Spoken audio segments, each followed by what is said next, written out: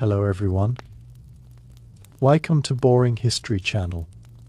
Tonight, imagine stepping into a world where silence feels heavier than noise, where people lived without certainty, without comfort, and without ever fully understanding what was happening around them.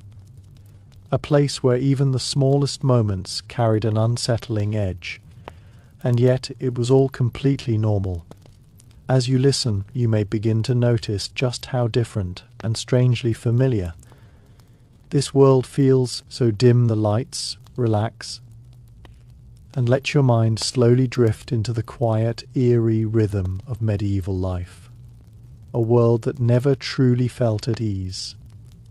And before you settle in, take a moment to like the video and subscribe. But only if you truly enjoy the stories shared here. And do comment from where you're watching this video. In medieval times, daily life was filled with practices and realities that would feel deeply unsettling, even horrifying to a modern person.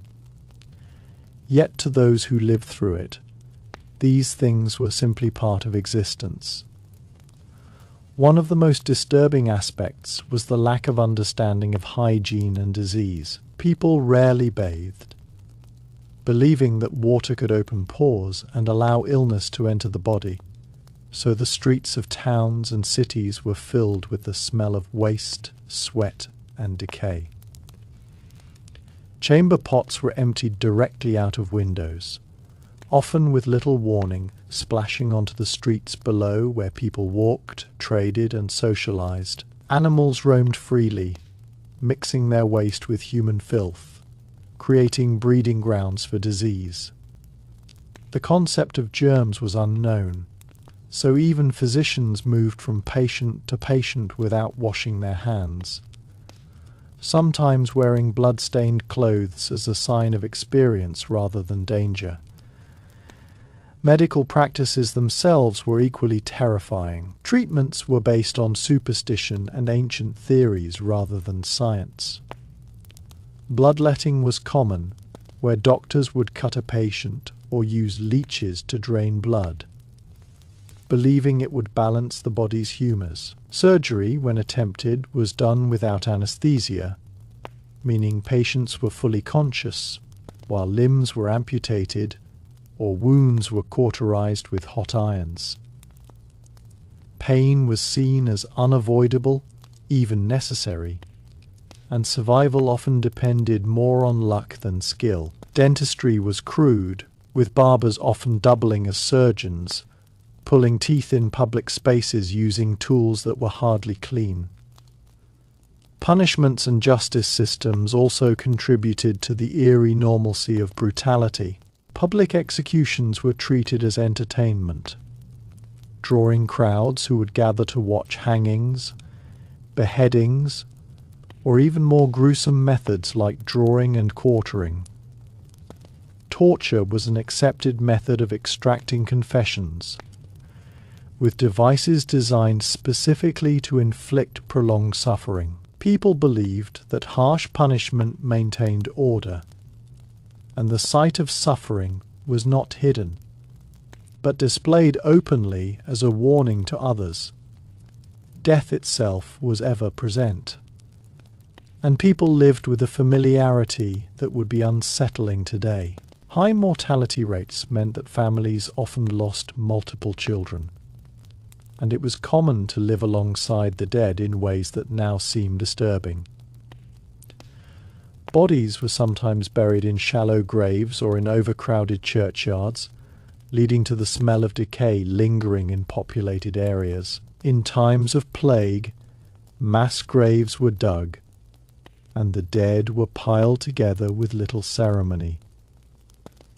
The Black Death, in particular, brought an atmosphere of constant fear, where entire communities could vanish within weeks. Yet people had no understanding of how or why it spread. Superstition shaped behavior in ways that feel eerie now. Many believed that evil spirits, witches, or demons were responsible for misfortune. Accusations of witchcraft could arise from something as simple as a failed crop or an unexplained illness, and those accused were often subjected to brutal tests or executions. People carried charms, wore amulets, or performed rituals to ward off unseen forces. Living in a world where the boundary between reality and the supernatural was blurred. Even mental illness was misunderstood, often seen as possession, leading to treatments that were more harmful than helpful. Living conditions inside homes were no less unsettling. Houses were dim, smoky, and crowded, often shared with animals during colder months. Beds were commonly infested with lice and fleas, and people slept in close quarters with family members, sometimes several to a bed. Privacy, as we understand it today, barely existed. Food storage was poor, leading to frequent consumption of spoiled or contaminated food, and strange additives were sometimes used to mask bad taste. Bread, for example, could contain impurities like ground bones or even toxic mold, which sometimes caused hallucinations or illness, without people realizing the cause. Another disturbing norm was the treatment of the mentally ill and marginalized. Those who behaved differently were often shunned, locked away, or displayed for amusement. There was little compassion or understanding, and society operated on rigid hierarchies, where the poor had very little protection or rights. Beggars, lepers, and the disabled were often forced to live on the edges of society, surviving however they could. Even entertainment had a darker edge. Beyond executions, people enjoyed spectacles involving violence, such as animal baiting, where dogs would be set upon bears or bulls for sport. These events were social gatherings, attended by families, and considered perfectly normal forms of leisure. The idea of cruelty as entertainment was deeply ingrained, reflecting a world where hardship and suffering were part of everyday life.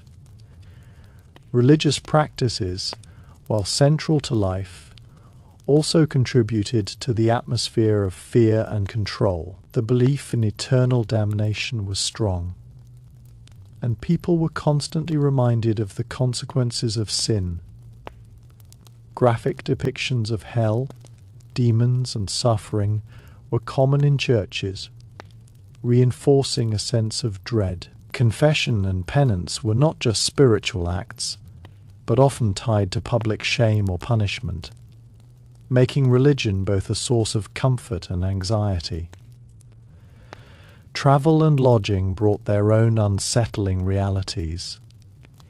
Inns, often romanticized today, were places where travelers faced theft, disease, and danger. Beds were shared with strangers, and infestations were common. Food could be of questionable quality, and the risk of being robbed or harmed during a journey was ever present. Roads were poorly maintained, and travelers relied heavily on trust, which was frequently broken. What makes all of this truly eerie is not just the practices themselves, but the fact that they were accepted without question. People adapted to their environment, normalizing things that today would be considered shocking or unacceptable. Their world was shaped by limited knowledge, constant danger, and a need to endure whatever came their way. It was a time where survival often meant accepting discomfort, fear, and even horror as simply part of life, creating a reality that feels both distant and disturbingly close when we look back on it. Beyond the filth, violence, and superstition that defined everyday life, medieval society was filled with even more unsettling realities that people accepted without hesitation. One of the eeriest aspects was how closely humans lived with animals, not just outside, but inside their homes. Livestock like chickens, goats, and even pigs were often kept indoors, especially during colder months, to preserve warmth and prevent theft. This meant that people slept, ate, and lived surrounded by animal noise, waste, and parasites. Fleas and lice were so common that scratching was almost constant, and clothing itself became a breeding ground for insects. It was not unusual for people to casually remove lice from their hair or garments in public and crush them between their fingers without a second thought. The concept of personal space barely existed, and this extended into sleeping arrangements. Travellers in inns often shared beds with complete strangers. Sometimes several people packed tightly together. Even at home, entire families might sleep in a single bed or room. The idea of privacy, whether physical or emotional, was almost non-existent. People witnessed each other at their most vulnerable moments, from illness to death, making life feel intensely communal, but also deeply invasive by modern standards. Childbirth was another area filled with fear and danger. It was an incredibly risky process, and many women died during or shortly after giving birth. There were no sterile environments, and midwives relied on traditional knowledge, which was often mixed with superstition. It was common for people to prepare for the worst, even writing wills or making final confessions before childbirth. Infant mortality was also extremely high, and losing children was tragically normal. Parents sometimes avoided forming deep emotional attachments early on, knowing the chances of survival were uncertain. Food habits, too, carried a disturbing edge. Without proper preservation methods, meat and fish spoiled quickly, yet people still consumed them, often masking the taste with heavy spices or sauces. In some cases, people unknowingly ate contaminated food that could cause severe illness or hallucinations. There were also periods of famine where desperation led to extreme measures, including consuming animals that had died of disease. Or worse, rumors and records suggest that cannibalism occurred during the most severe shortages. Yet these acts were seen less as moral failings and more as acts of survival. Another unsettling reality was how common and visible punishment and suffering were, even beyond formal executions. Stocks and pillories were placed in public areas, where people accused of minor crimes would be locked in place, exposed to humiliation, mockery, and even physical abuse from passers-by. Rotten food, stones, or worse could be thrown at them while others laughed or jeered. This normalization of cruelty created an environment where empathy was often overshadowed by the need for order and control. The treatment of illness and disability also had a haunting quality. Lepers, for example, were often forced to live in isolated colonies, ringing bells to warn others of their presence. They were treated as if they were already dead, cut off from society entirely. Those with visible deformities or mental conditions were frequently labelled as cursed or possessed. In some cases, they were displayed as curiosities or forced into lives of begging and isolation. Compassion existed, but it was inconsistent and often overshadowed by fear. There were still more aspects of medieval life that would feel deeply unsettling today, yet were accepted without question by the people who lived through them. One particularly eerie reality was how casually people interacted with blood, injury, and open wounds. Violence, whether from accidents, fights, or punishment, was common, and seeing someone bleeding or seriously injured did not carry the same shock value it does now. People might gather around a wounded person out of curiosity as much as concern, and the line between helping and observing could feel disturbingly thin. Even children were exposed to such sights from a young age, growing up desensitized to pain and suffering in a way that would seem alarming today. Another unsettling norm was the way people handled the concept of justice through ordeal. Trial by ordeal was a widely accepted method of determining guilt or innocence, based on the belief that divine forces would protect the innocent. A person might be forced to hold a red-hot iron, plunge their hand into boiling water, or be bound and thrown into water. If they survived or healed quickly, they were declared innocent. If not, they were guilty. The sheer randomness and cruelty of such methods didn't deter belief in them. Instead, they reinforced the idea that unseen powers were constantly judging human actions. The presence of disease went beyond just illness. It shaped how people perceived each other. During outbreaks, individuals could be abandoned by their own families out of fear of contagion. Entire households might be sealed shut, with inhabitants left inside to either recover or die.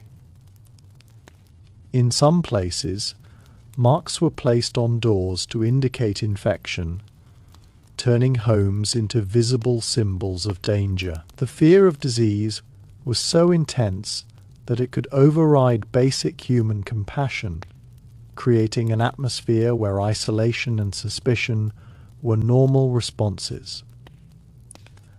Another disturbing element was the way bodies were treated after death in certain circumstances. While many received proper burials, others, especially criminals or those considered outsiders, might be left exposed as a warning. Bodies could hang in gibbets, suspended in cages for days or weeks, slowly decomposing in public view. This wasn't hidden away.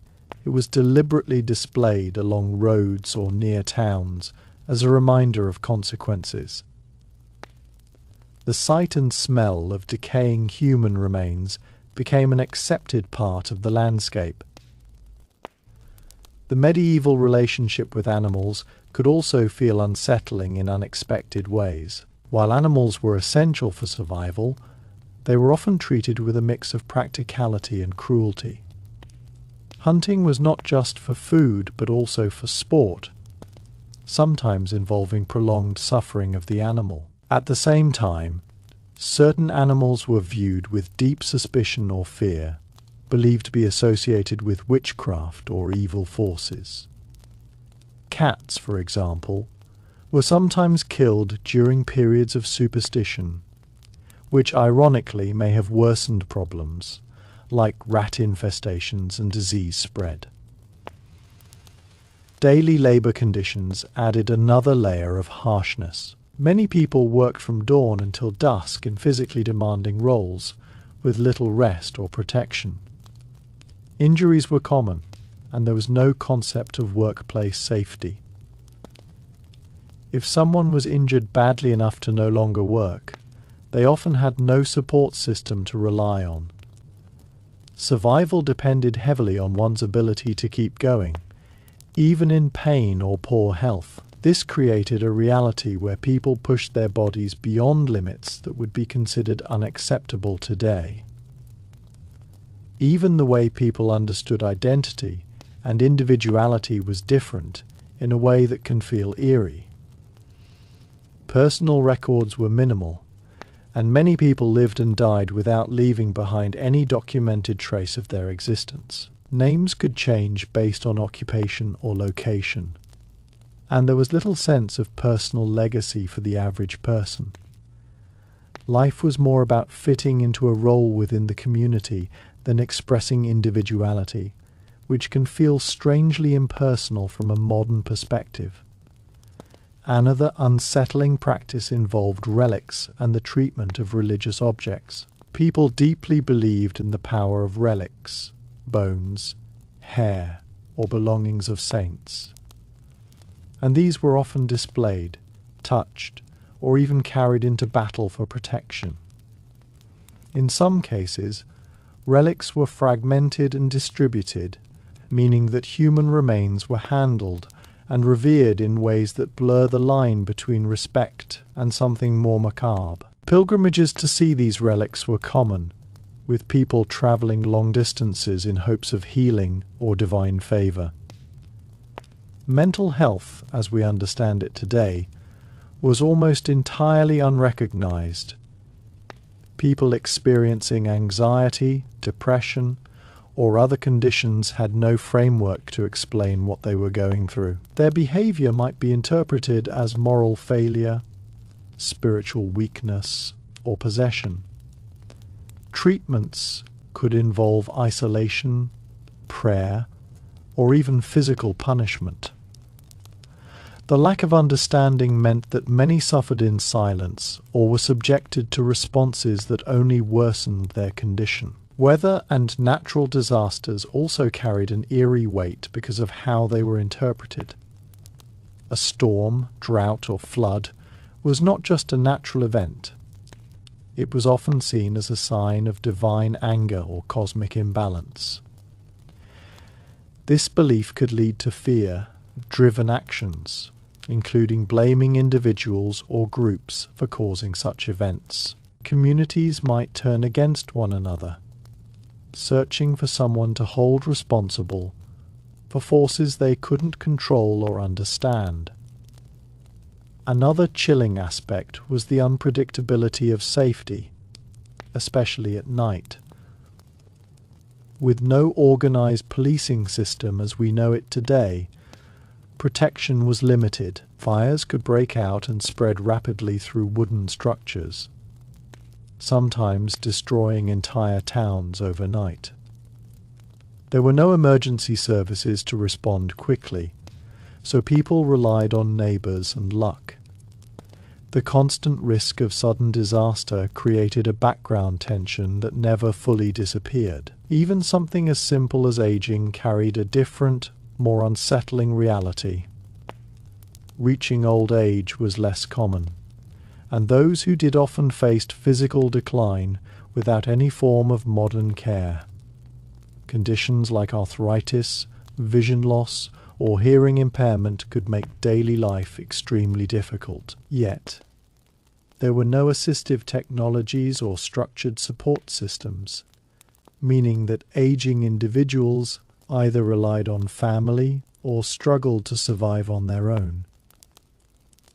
What makes all of these details particularly haunting is how ordinary they were. There was no sense that life should be comfortable or fair. Hardship was expected, and people adapted accordingly. The medieval world was not just defined by grand castles and heroic tales, but by a constant undercurrent of discomfort, danger, and uncertainty. It was a place where the boundaries between life and death, safety and risk, reality and belief were often blurred, creating an existence that feels both fascinating and deeply unsettling when viewed through modern eyes. Even beyond everything already described, there were countless smaller, everyday realities of medieval life that would feel quietly disturbing today. Things so routine that no one questioned them. Yet when viewed now, they carry an eerie, almost surreal weight. One such reality was how normalized hunger was. For many people, especially peasants, food insecurity was not an occasional problem, but a constant presence. Meals were simple, repetitive, and often insufficient. There were long stretches where people lived on coarse bread, thin gruel, or whatever scraps they could gather. The feeling of never quite being full was something many grew up with, shaping both their bodies and their minds. And yet, this wasn't seen as unusual. It was simply the way life was. Another unsettling aspect was how people related to their own bodies. Without mirrors being widely available or commonly used, many individuals had only a vague idea of their own appearance. Hygiene was inconsistent, illness was frequent, and physical discomfort was constant. Pain, whether from toothaches, infections, or injuries, was endured rather than treated effectively. People learned to live with aches and conditions that would send someone to a hospital immediately today. The body was not something to be optimized or cared for in a modern sense, but something to endure through. The sounds of medieval life would also feel strange and unsettling. Nights were not silent.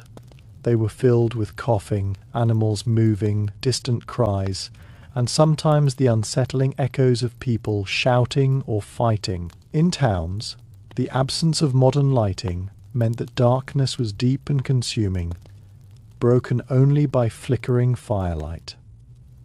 This darkness amplified every sound, making the environment feel unpredictable and, at times, threatening.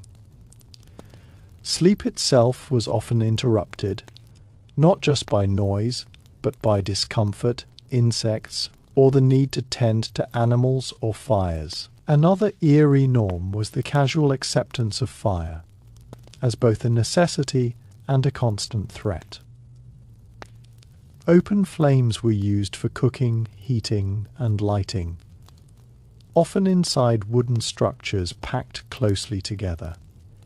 Fires could start easily and spread rapidly, yet there were few effective ways to control them once they began. People lived with the knowledge that everything they owned could be destroyed in a matter of hours, and that entire communities could vanish overnight. This ever-present risk created a strange relationship with safety.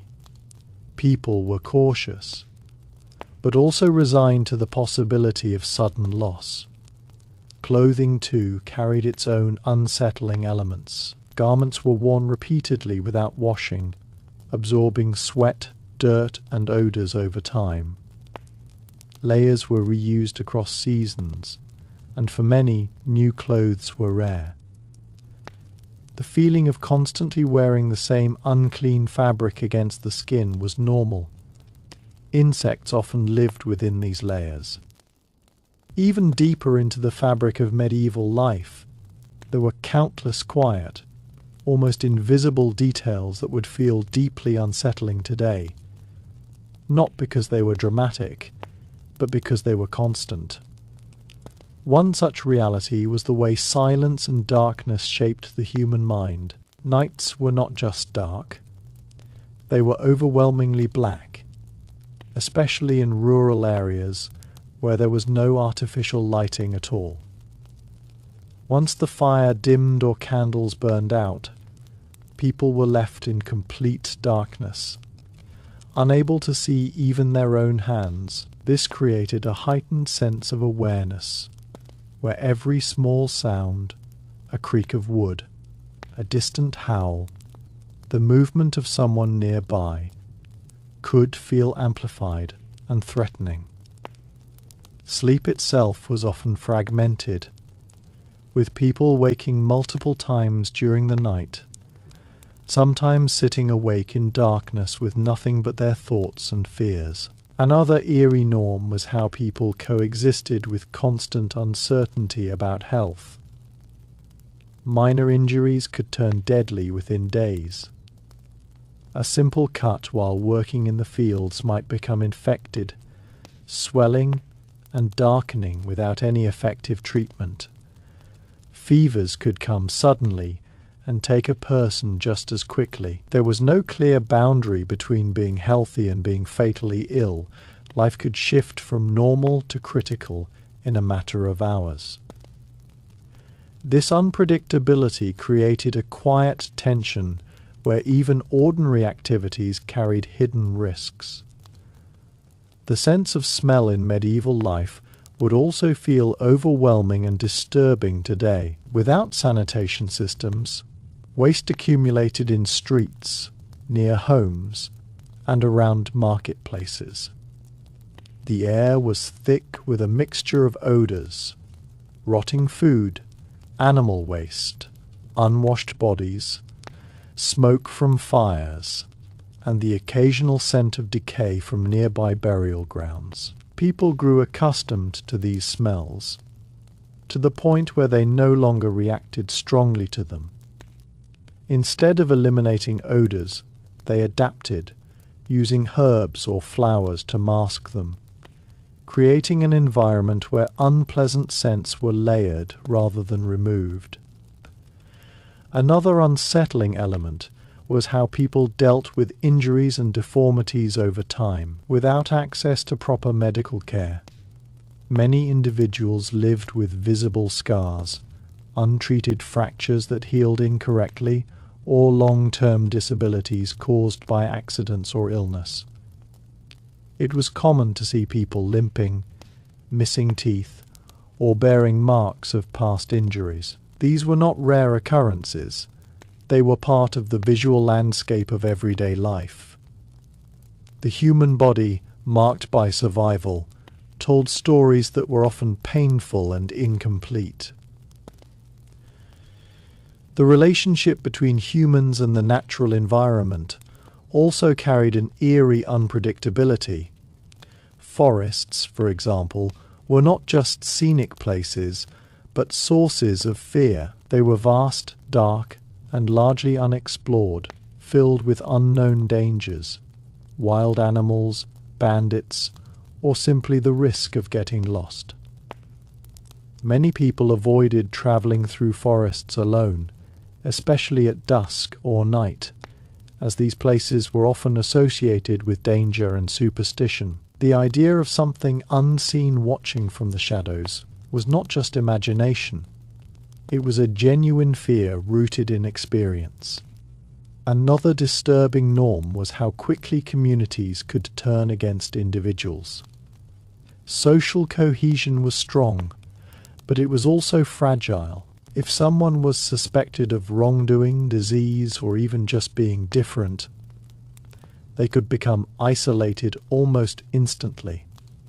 Gossip and rumor spread quickly, and without formal systems of verification, accusations could carry serious consequences. This created an environment where reputation was everything, and losing it could mean losing one's place in society entirely.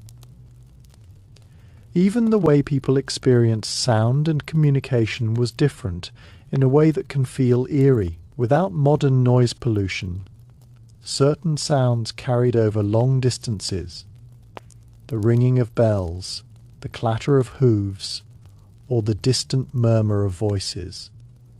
Church bells in particular marked time, announced events, and sometimes signaled danger. Their sound could echo across entire villages, creating a shared sense of awareness. But this also meant that sudden or unfamiliar sounds stood out sharply, often triggering anxiety or curiosity. Another quietly disturbing reality was the lack of clear boundaries between work and rest. Life was not divided into structured hours with clear breaks. Instead, people worked as long as there was light and necessity. Rest was taken when possible, but it was not guaranteed. This blurred boundary meant that fatigue was a constant companion, and the idea of consistent leisure time was rare for most people. The way people understood pain also had an eerie dimension. Pain was not always something to be eliminated. It was often seen as meaningful, whether as a test of endurance, a form of punishment, or even a spiritual experience. People were expected to tolerate it, and in some cases even accept it as part of their existence. This acceptance created a mindset where suffering was normalized, not something to be avoided at all costs. Another unsettling aspect was how limited mobility shaped people's perception of the world. Many individuals spent their entire lives within a small geographical area, rarely traveling far from where they were born. The outside world was distant, unknown, and often imagined through stories rather than direct experience. This created a sense of isolation, where one's understanding of life was shaped almost entirely by a single community and its beliefs.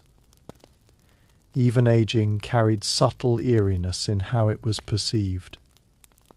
Without accurate records, people often didn't know their exact age. Time was measured in events rather than numbers, harvests, winters, or significant occurrences. This made the passage of life feel less precise, but also more abstract, as if existence was defined by moments rather than a clear timeline. Perhaps one of the most haunting aspects of all is how normalized emotional suppression could be.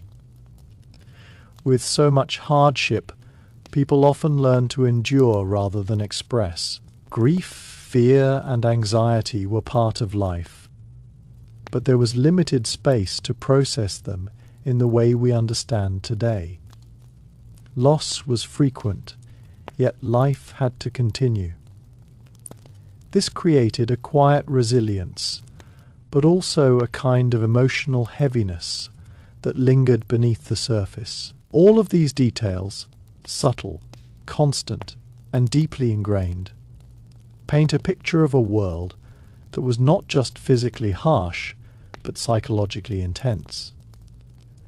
Medieval life was shaped by uncertainty, discomfort, and adaptation at every level. And what makes it truly unsettling is not just the presence of these conditions, but the way they faded into the background of everyday life, becoming so ordinary that they were barely noticed at all.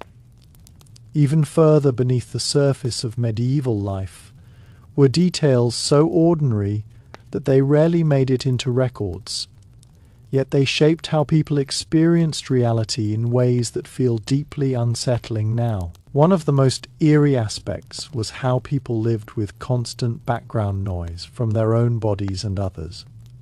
Chronic coughing from smoke, filled homes, wheezing from illness, groans from untreated pain, and the restless movements of people sharing tight spaces created an environment where silence was rare. You were always aware of others breathing, shifting, or suffering nearby, especially at night when everything felt closer and more intense. Another disturbing norm was the way people became accustomed to decay, not just in extreme situations, but as a regular part of life. Food spoiled quickly, wood rotted, fabrics wore down, and buildings themselves slowly deteriorated. People constantly repaired, reused, and adapted rather than replacing things.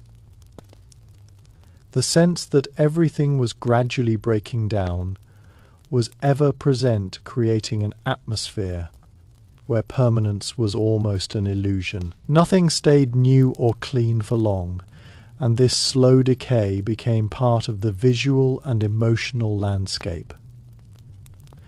The presence of insects went far beyond simple annoyance.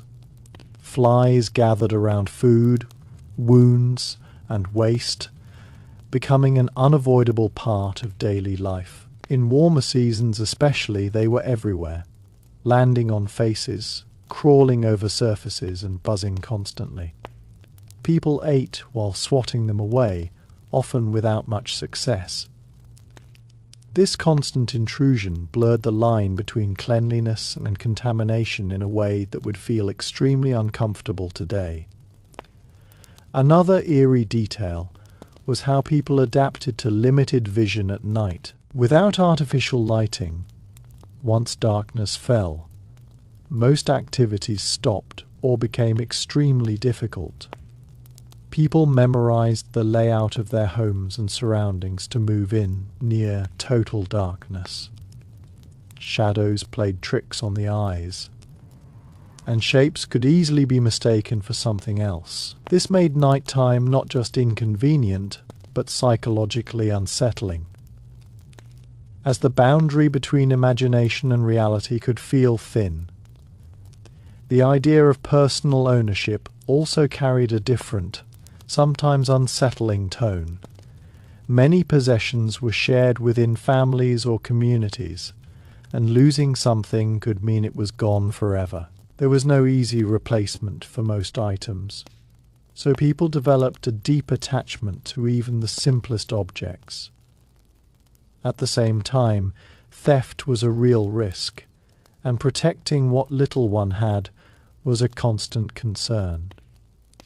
This created a quiet tension between trust and suspicion in everyday interactions. Another disturbing norm was how people viewed the passage of illness within households. When one person fell sick, it was often expected that others might follow. Families lived in close quarters, sharing air, food, and space, so disease spread easily. Watching multiple members of a household weaken one after another was not uncommon. This created a sense of inevitability around illness, where people sometimes prepared themselves mentally for outcomes they could not control. The physical environment itself contributed to an eerie sense of instability. Even when you look beyond all the visible hardships, there were deeper, almost psychological patterns in medieval life that would feel unsettling today because of how completely people adapted to them. One such reality was the constant presence of waiting without clarity. People waited for crops to grow, for illness to pass, for travelers to arrive, for seasons to change, and often they had no way of knowing when or if things would improve. This created a slow, stretched sense of time where uncertainty wasn't occasional, it was permanent. Days could feel long and repetitive, yet life itself could pass quickly, almost without warning. Another eerie aspect was how people became used to incomplete knowledge about their own lives. You might never know why someone fell sick, why a child didn't survive, or why a sudden misfortune struck your household. There were no clear explanations, only guesses shaped by belief or tradition. This lack of answers didn't always lead to panic. It often led to acceptance. People lived with unanswered questions as a normal part of existence, which creates a strangely quiet, unresolved feeling when we look back at it now. The relationship people had with their surroundings also carried a subtle discomfort. Indoors and outdoors were not clearly separated. Dust, smoke, wind, and even small creatures moved freely between spaces. Homes did not fully shield people from the outside world. Instead, they softened it slightly. You could feel the weather inside your house, hear everything happening outside, and sometimes even smell it. This constant blending of environments meant there was never a full sense of control over one's own space. Another unsettling norm was how people adapted to unpredictability in human behavior. Conflicts could arise quickly, over land, resources, misunderstandings, or even rumors, and there were limited systems to resolve them peacefully. Arguments could escalate into violence without much warning, and people learned to navigate social interactions carefully. Trust existed, but it was often cautious, shaped by the understanding that situations could change suddenly. Even something as simple as movement through space carried a different, slightly eerie feeling. Roads were uneven, poorly maintained, and often isolated. Walking long distances was common, but it meant spending hours in environments where help was not immediately available.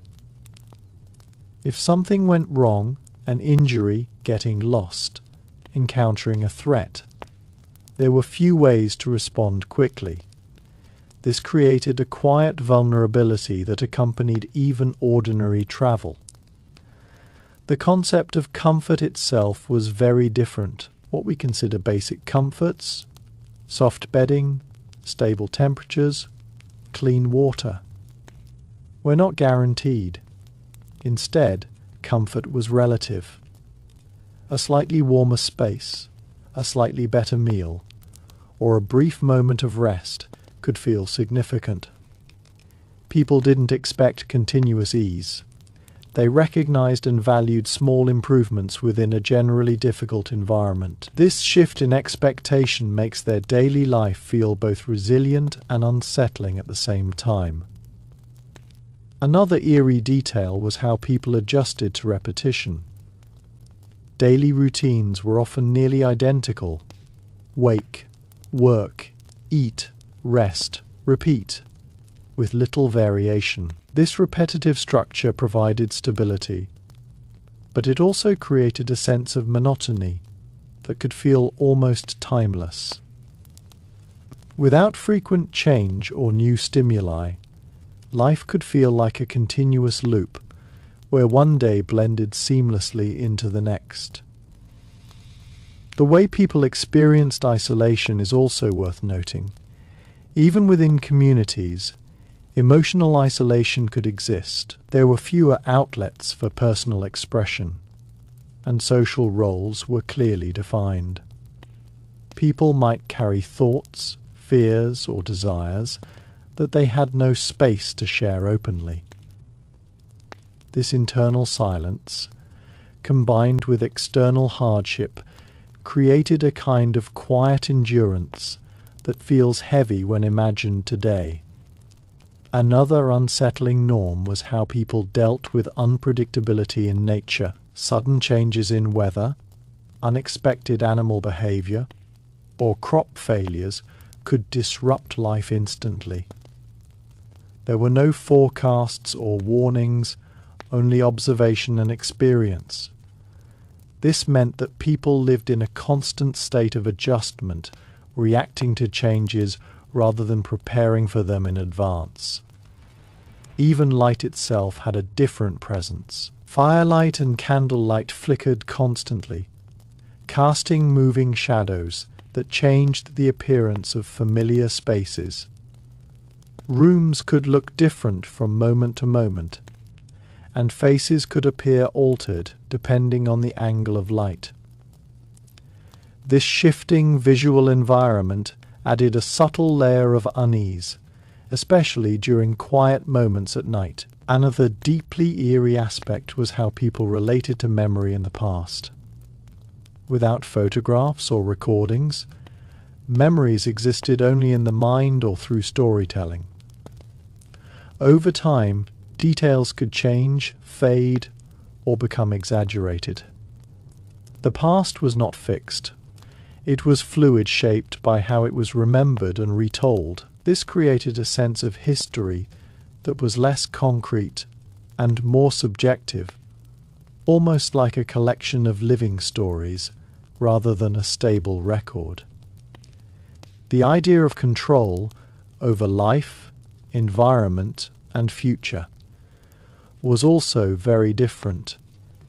People had limited ability to influence many aspects of their lives. External factors like weather, illness, and social structure played a dominant role. This lack of control didn't always lead to frustration. Often it led to acceptance. But from a modern perspective, this level of unpredictability feels deeply unsettling. Perhaps the most haunting element is how all of this blended together into something that felt normal. There was no clear boundary where life became strange or uncomfortable.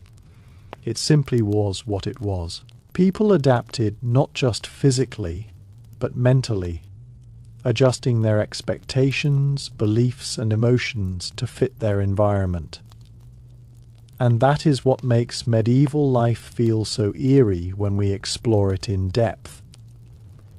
It wasn't just the obvious hardships or dramatic events.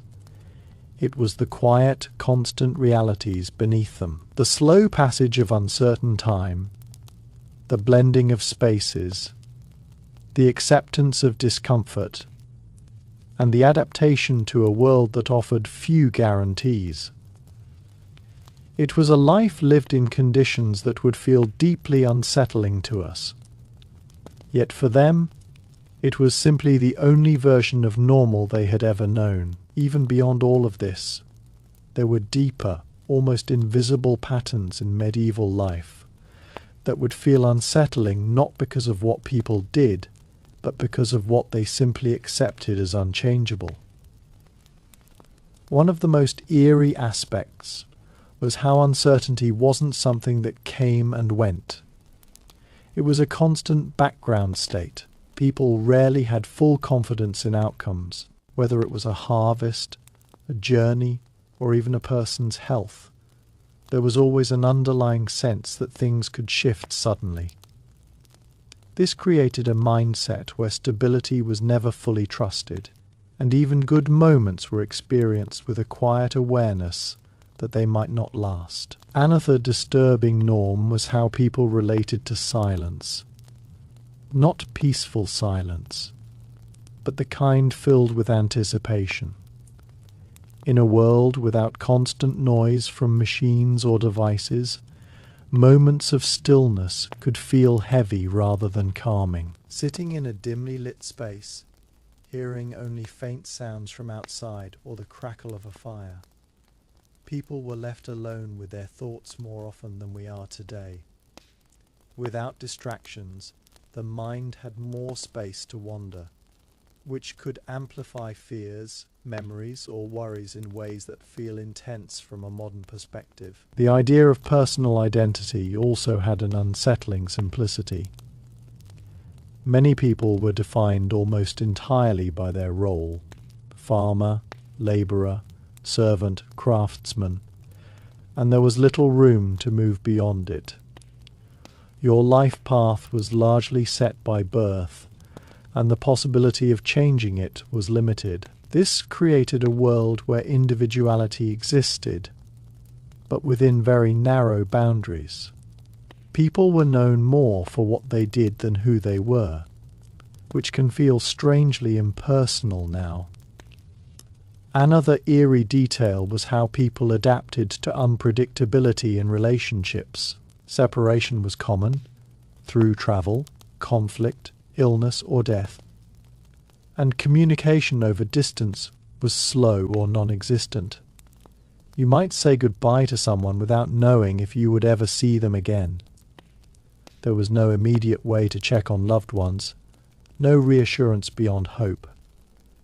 This created a quiet emotional tension where connections were strong but often fragile. Even the way people experienced their surroundings over long periods of time had a different, unsettling tone. Seasons brought not just changes in weather, but shifts in mood, workload, and even survival. Winter in particular could feel isolating and heavy, with shorter days, limited food, and reduced activity. Time during these periods could feel stretched, almost suspended, as people waited for conditions to improve. Another subtle but eerie aspect was how people interacted with routine risks. Many dangers were not dramatic. They were small, repeated exposures. Breathing in smoke daily, drinking water that might not be clean, working with tools that could easily cause injury.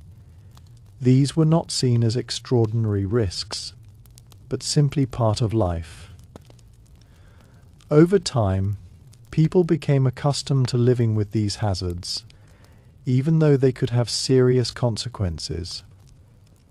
The experience of space itself also carried a different feeling. Interiors were often low, ceilinged, dim and enclosed, creating a sense of closeness that could feel comforting at times, but also restrictive.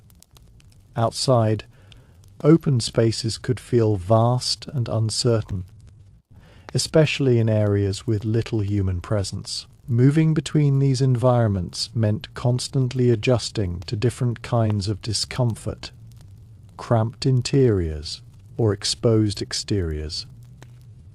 Another unsettling norm was how people perceived change.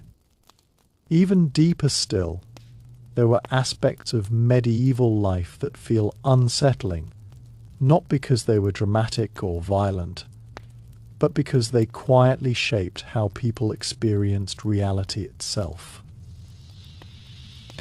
One of the most eerie elements was how people lived with a constant sense of partial awareness. You rarely had full information about anything, about distant events, about other people's intentions, even about what was happening just beyond your immediate surroundings.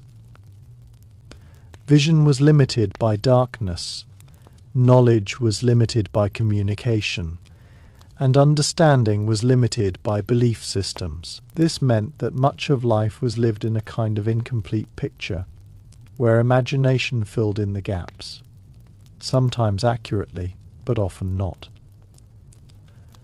Another disturbing norm was how people became used to subtle discomforts that never really went away.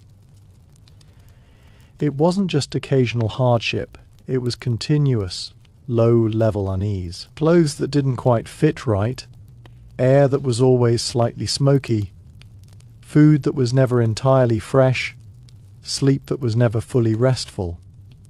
These small discomforts didn't demand attention individually, but together they created a baseline of physical tension that people simply adapted to over time.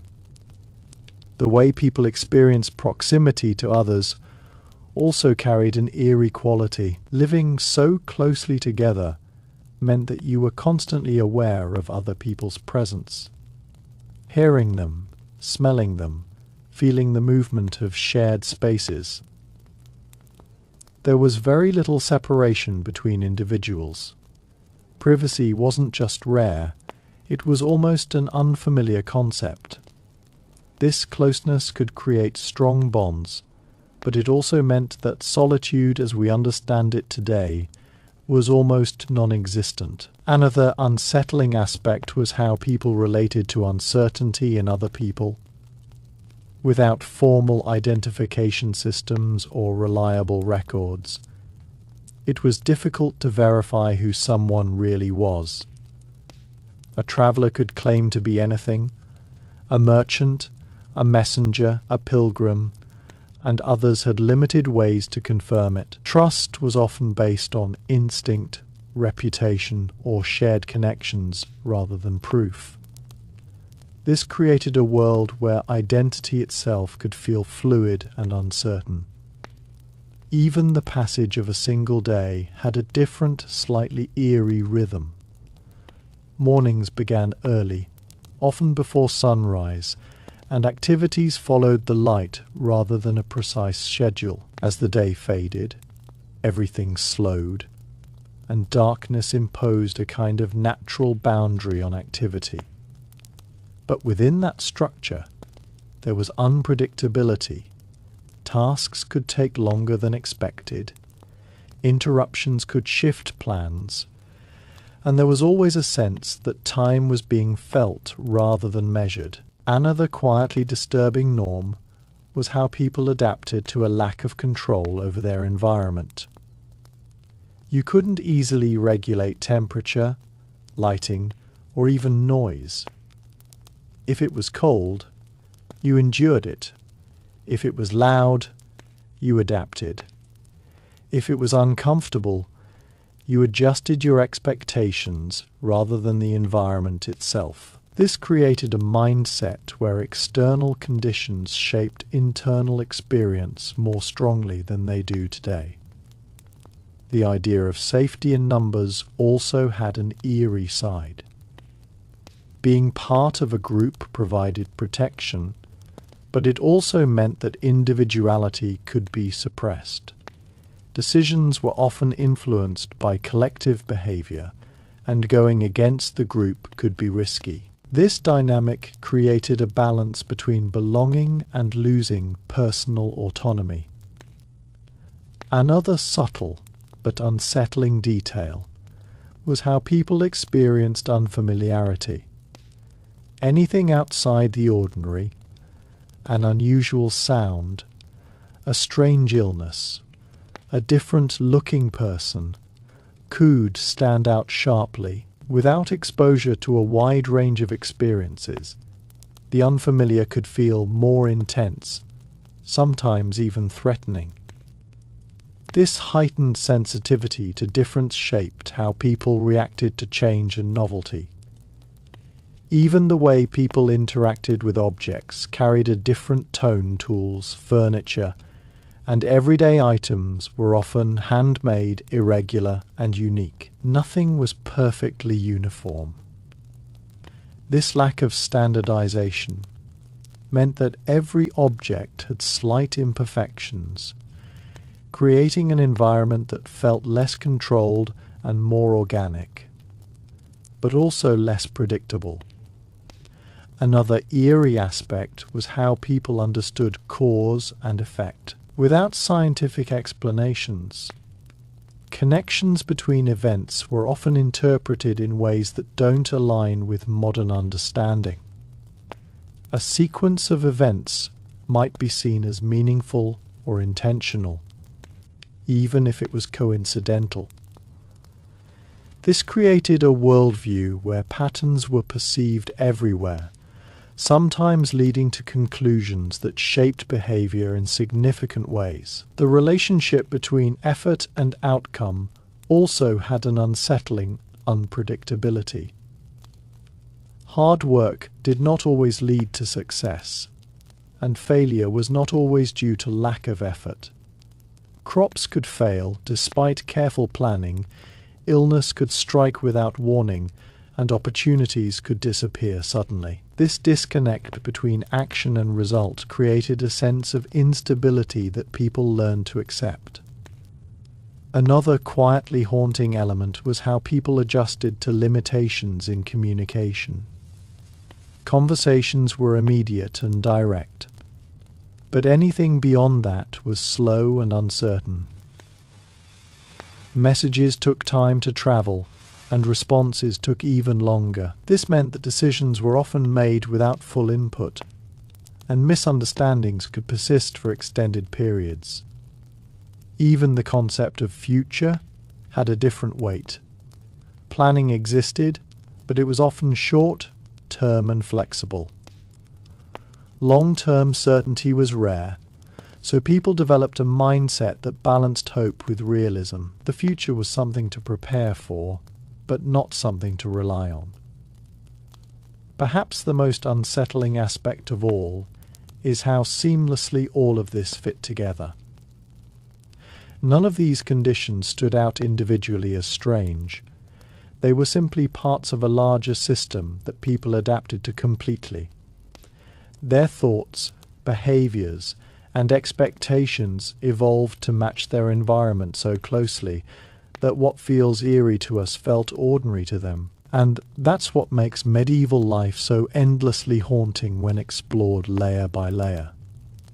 It wasn't just a world of visible hardship, but one of subtle, constant adjustments, a reality shaped by limited knowledge, close proximity, and continuous uncertainty. A life where the boundaries between comfort and discomfort, known and unknown, control and helplessness, were always shifting, creating an existence that feels both fascinating and deeply, quietly unsettling from a modern perspective. Even when you strip away the obvious hardships, there are still deeper, almost intangible layers of medieval life that feel unsettling, because they reshape how a person experiences reality itself. One of the most eerie aspects was how people lived with a constant sense of unfinished understanding. You rarely reached a point where things felt fully explained or resolved. Illness might fade without reason, conflicts might end without closure, and events might occur without clear cause. Life wasn't something you neatly understood. It was something you moved through, carrying unanswered questions as a normal part of existence. Another disturbing norm was how people adapted to the idea that control was limited not just practically, but conceptually. You didn't expect to control outcomes in the way we often do today.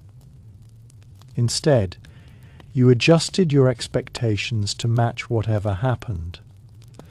This created a mindset where unpredictability wasn't frustrating. It was foundational. Plans were flexible by necessity, and certainty was never assumed. The experience of awareness itself had a different texture. Without constant stimulation from technology or media, people spent long stretches of time in relatively quiet mental states, often focused on repetitive tasks. This could create a kind of drifting awareness, where thoughts moved slowly and attention was anchored in routine. But it also meant that when something unusual happened, it stood out sharply, almost jarringly, against the steady background of normal life.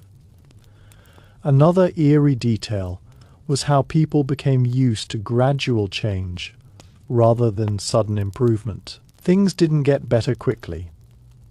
They shifted slowly, often almost imperceptibly. A tool might wear down over years, a structure might weaken over time, a person's health might decline gradually. This slow pace of change created a world where deterioration was often noticed only in hindsight, adding a subtle sense of inevitability to many aspects of life. The way people experienced presence, being physically somewhere, also carried an unsettling tone. Without distractions, being in a place meant fully experiencing it. The temperature, the smells, the sounds, the textures. There was no easy escape into something else. If you were in an uncomfortable or unpleasant environment, you felt it completely. This intensity of presence could be grounding, but also overwhelming. Another subtle but unsettling norm was how people related to repetition in thought. With fewer external inputs, the mind often returned to the same ideas, concerns, or beliefs. Thoughts could loop, reinforced by routine and lack of interruption. This could strengthen convictions, but it could also deepen fears or superstitions, making them feel more real and immediate. Even the idea of normal behavior had a narrower range. Social expectations were clear and strongly reinforced, and stepping outside them could lead to suspicion or consequences. This created a world where behavior was more predictable, but also more constrained. People learned to align themselves with expectations, sometimes suppressing aspects of themselves that didn't fit. Another eerie aspect was how people experienced absence. When someone left, whether for travel, work, or other reasons, their absence was complete. There was no ongoing connection, no updates, no reassurance. You simply waited, often without knowing when or if they would return. Even further into the unseen layers of medieval life, there were patterns of existence that feel unsettling because they shaped not just what people experienced, but how they felt time, space, and reality itself. One of the eeriest aspects was how people lived with a constant sense of incompleteness. Tasks were rarely ever fully done. Work carried over into the next day, repairs were temporary, and problems were managed rather than solved. Life felt like an ongoing process with no clear endpoint, where resolution was rare and continuation was the norm. Another disturbing norm was how people adapted to a world where clarity was limited. You often couldn't see far in the distance due to terrain, buildings, or forests, and you couldn't know much beyond your immediate surroundings. This created a reality where the unknown wasn't just occasional, it was always present, just beyond reach. There was always something happening somewhere that you had no awareness of, which added a subtle layer of unease to everyday life. The experience of stillness also carried a different, almost eerie quality. Without constant motion from machines or vehicles, certain moments could feel almost frozen. Standing in a quiet field, sitting inside a dim room, or walking along an empty path. There could be stretches of time when nothing seemed to move or change. This stillness wasn't always peaceful. It could feel heavy, as if time itself had slowed down. Another unsettling detail was how people became accustomed to gradual loss. Objects wore out slowly, people aged visibly, and environments changed over time. But because these changes were so gradual, they often went unnoticed in the moment. Only later would someone realize how much had been lost or altered. This created a quiet sense of impermanence that was always present, but rarely acknowledged directly. The way people experienced distance also had an eerie tone. A location just a few miles away could feel far and disconnected, especially if travel was difficult or infrequent. The world was not measured in kilometers or miles as much as in effort and time. This made even relatively short distances feel significant, creating a sense of separation between places that we might consider close today. Another subtle but unsettling norm was how people related to routine uncertainty. Even familiar activities carried small unknowns, whether a tool would work properly, whether the weather would hold, whether something unexpected might interrupt the day. This constant low-level unpredictability meant that people were always adjusting, even within routines that seemed stable. The perception of environmental boundaries was also different. Walls, doors, and structures provided some separation, but they were not absolute barriers. Sound passed through easily. Weather seeped in, and small elements of the outside world were always present inside. This blurred the distinction between inside and outside, making living spaces feel less controlled and more exposed. Another eerie aspect was how people adapted to limited feedback from the world around them. Today, we receive constant information, updates, signals, notifications, but in medieval life, feedback was slower and less precise. You might not immediately know if something you did had worked or failed. Results often took time to appear, creating a gap between action and understanding. Even the experience of waiting for outcomes had a different emotional weight. Whether it was waiting for crops to grow, for a wound to heal, or for news to arrive. Waiting was often filled with uncertainty rather than expectation. There was no way to track progress precisely, so people lived in a state of not knowing for extended periods. Another quietly disturbing detail was how people became used to partial solutions. Problems were often addressed in ways that reduced their impact, but didn't eliminate them entirely. This meant that issues lingered in the background, never fully resolved, shaping daily life in subtle ways. The relationship between effort and reward also felt less predictable. Hard work didn't guarantee success, and sometimes outcomes depended on factors beyond anyone's control. This created a mindset where people focused on doing what they could, while accepting that results might vary. Another unsettling norm was how people experienced continuity without change.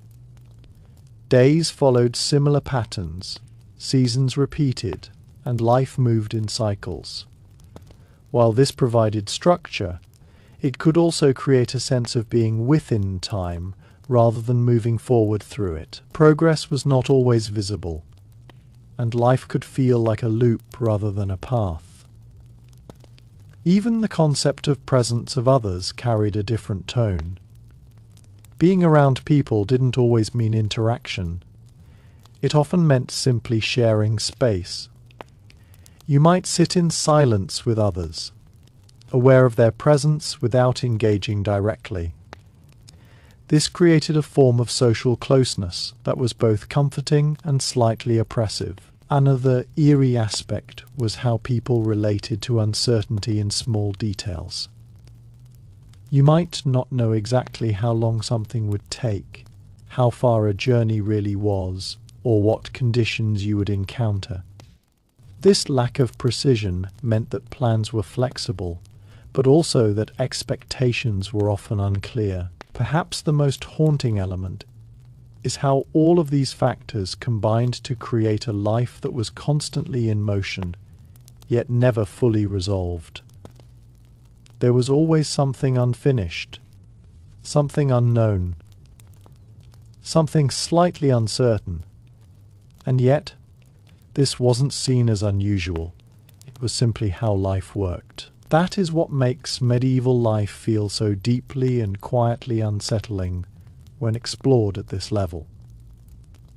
It wasn't just a world of visible hardship, but one shaped by incomplete information, gradual change, constant adjustment, and ongoing uncertainty. A life where clarity was rare, control was limited, and normality itself was defined by conditions that, from a modern perspective, feel both unfamiliar and hauntingly immersive. Even beyond all of these layers, there were deeper, almost philosophical aspects of medieval life that feel unsettling, because they shaped how people experienced existence itself on a moment-to-moment level. One of the eeriest elements was how people lived with a constant sense of continuation, without clear direction. Life moved forward, but not always towards something clearly defined. There were goals, harvests, survival, family, but beyond that, there was often no structured idea of long-term progression for most individuals. This created a feeling where life was something you stayed within, rather than something you actively shaped in a precise way. Another disturbing norm was how people adapted to uncertainty as a stable condition. It wasn't something that disrupted life, it was life. Whether it was the weather, health, or social dynamics. Unpredictability was so embedded in daily existence that people stopped expecting consistency. This didn't eliminate anxiety, but it changed how it was processed. Instead of resisting uncertainty, people absorbed it into their expectations. The way people experienced awareness of surroundings also carried an eerie tone. Without distractions, awareness was often more continuous and unfiltered. You noticed the shifting light, the smallest sounds, the subtle changes in the environment. But this heightened awareness also meant that discomforts and irregularities were felt more directly, without the buffer of distraction. Another subtle but unsettling aspect was how people became used to slow, unnoticed transitions. Changes didn't always announce themselves. A relationship might shift gradually, a routine might alter slightly, or a condition might worsen over time. Because these transitions were so gradual, they often passed without immediate recognition, only becoming clear in retrospect. The perception of effort over time also had a different weight. Work was not something that ended cleanly, it blended into life itself. There was rarely a clear boundary between effort and rest. Even moments of rest could carry a sense of pending work, creating a continuous loop of activity and anticipation. Another eerie detail was how people related to limited predictability in outcomes. Even when following familiar routines, there was always a possibility that something would go differently. This meant that certainty was never fully assumed, even in repeated actions. The experience of shared environments also had a different intensity. Being around others meant constantly adjusting, physically, socially, and emotionally, to their presence. You were always aware of others' movements, sounds, and behaviors, creating a continuous background interaction that never fully stopped. Another unsettling norm was how people adapted to incomplete feedback from their actions. You might not immediately know whether something you did was effective. Results often appeared later, sometimes in unexpected ways, making it difficult to connect cause and effect clearly. Even the way people experienced time, passing within a single day, had an eerie quality. Without precise measurement, time was felt through changes in light, activity, and environment. This made time feel more fluid, but also less controlled. Another quietly disturbing aspect was how people became used to partial comfort. Situations were rarely fully comfortable or fully uncomfortable. They existed somewhere in between. People adjusted to these in-between states, creating a baseline that was neither entirely pleasant nor entirely distressing. The relationship with uncertainty in human behavior also remained constant. People could be predictable in routine, but unpredictable in reaction. This created a social environment where interactions required constant awareness and adjustment. Another eerie element was how people experienced continuity of environment. Even beyond everything already explored, there are still deeper layers of medieval life that feel unsettling because they reshape how a person experiences existence itself as something unfinished, uncertain, and constantly adjusting. One of the eeriest aspects was how people lived with a quiet sense of incompleteness in almost every moment. Conversations could be interrupted and never resumed. Tasks paused and picked up later without closure. Thoughts left unresolved because there was no space or time to fully process them. Life rarely offered neat endings, only continuations. Another disturbing norm was how people adapted to a world where clarity was always partial. You could see what was immediately around you, but beyond that, things quickly became unknown, physically, socially, and mentally. This created a constant edge to awareness, where there was always something just out of reach, something not fully understood. It wasn't dramatic. It was subtle, but it never went away. The experience of being present in a moment also had a different intensity. Without distractions, people were often fully immersed in whatever they were doing or feeling. If something was uncomfortable, there was no easy escape from it. If something was repetitive, it was experienced completely without interruption. This made even simple moments feel heavier and more extended. Another eerie detail was how people became used to gradual shifts that lacked clear beginnings or endings. A situation didn't suddenly change. It slowly became something else. A person didn't suddenly become old. They gradually felt different over time. Because these changes were so slow, they often went unnoticed until they had already happened. The way people related to uncertainty in outcomes also carried a quiet tension. Even familiar routines could lead to different results. The same effort on 2 different days might produce completely different outcomes, and there was no clear way to predict why. This meant that expectations were always held loosely. Another subtle but unsettling norm was how people adapted to continuous low-level unpredictability. Nothing was perfectly stable, not tools, not environments. Everything functioned, but not always consistently. This required constant small adjustments, creating a life that was steady on the surface, but always shifting underneath. The perception of space also had an eerie tone. Spaces were not perfectly defined or controlled. Edges were unclear, boundaries were porous, and environments blended into one another. Moving through space meant constantly adjusting to slight irregularities.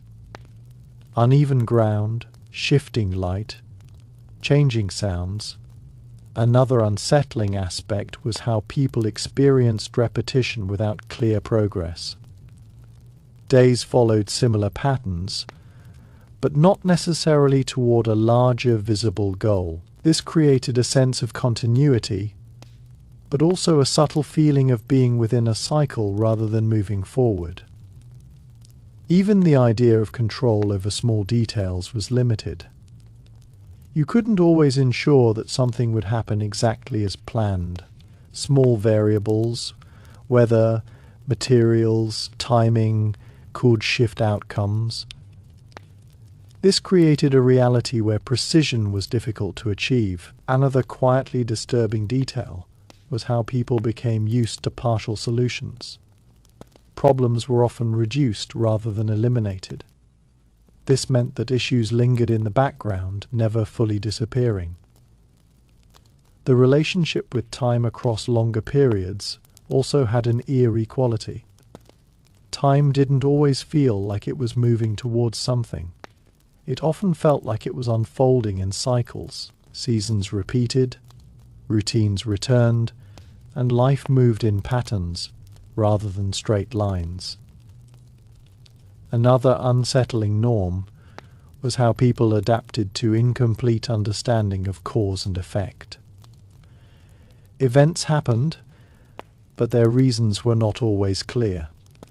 This created a world where explanations were often constructed rather than known. Even the experience of interaction with others carried a subtle unpredictability.